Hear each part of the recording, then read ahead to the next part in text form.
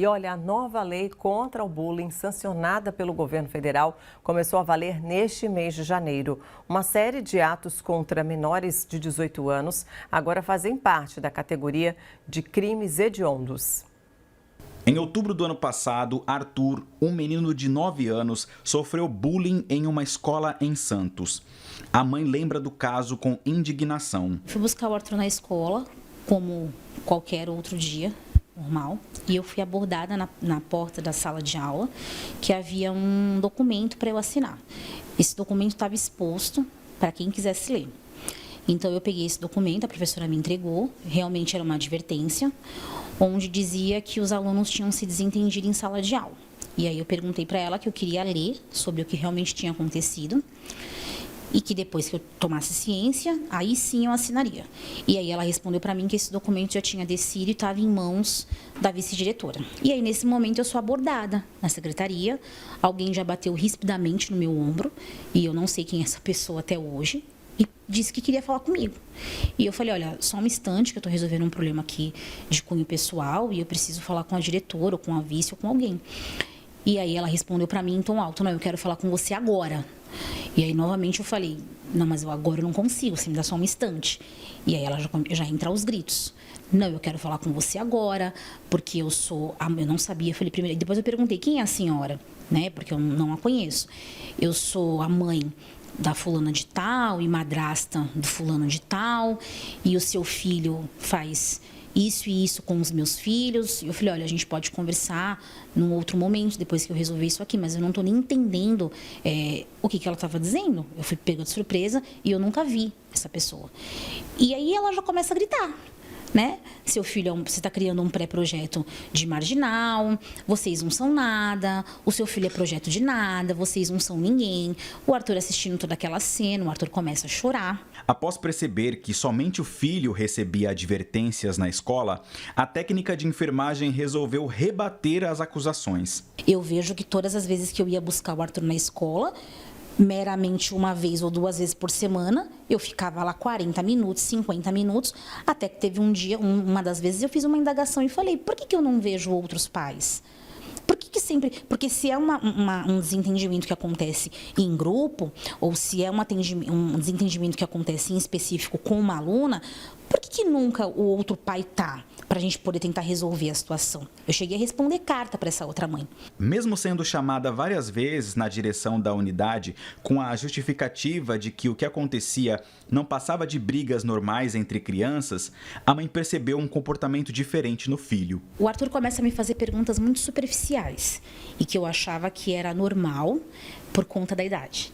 Então ele começa assim, você é mais clara que eu, né? Você é a mais clara da família. E eu começo sempre explicando, sim, porque nós somos uma mistura, porque uns saem mais claros, outros mais escuros, outros têm o cabelo mais cacheado, outros da nossa família têm o cabelo mais claro, mas porque somos todos misturados, mas todos somos da raça negra. E para mim isso eram indagações de uma criança que está crescendo de 10 anos. Mas depois o Arthur começa com falas assim, e sempre essas falas eram interligadas quando eu buscava o Arthur na escola e tinha acontecido algum problema, algum desentendimento. Sempre advertências, sempre houveram advertências.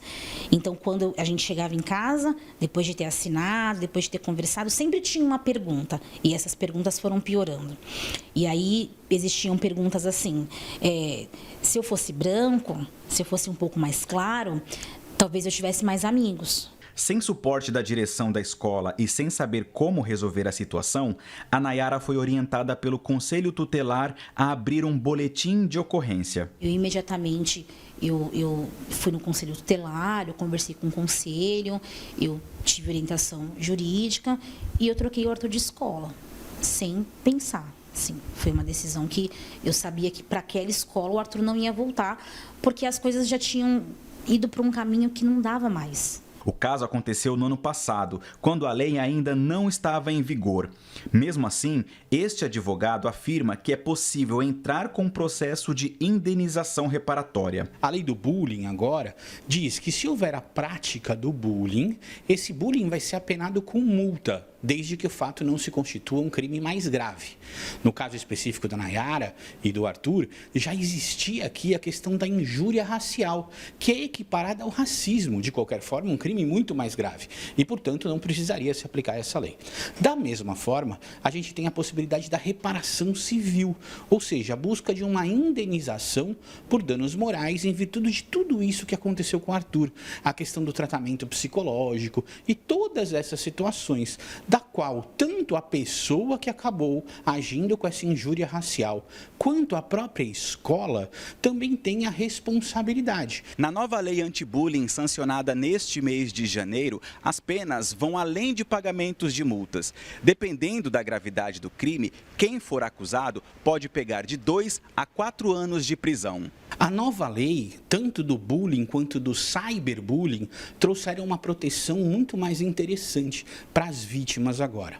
Quando a gente fala de bullying, essa situação, eles são apenados com multa, desde que o fato não se constitua um crime mais grave. Todavia, quando a gente fala de cyberbullying, as punições são muito maiores.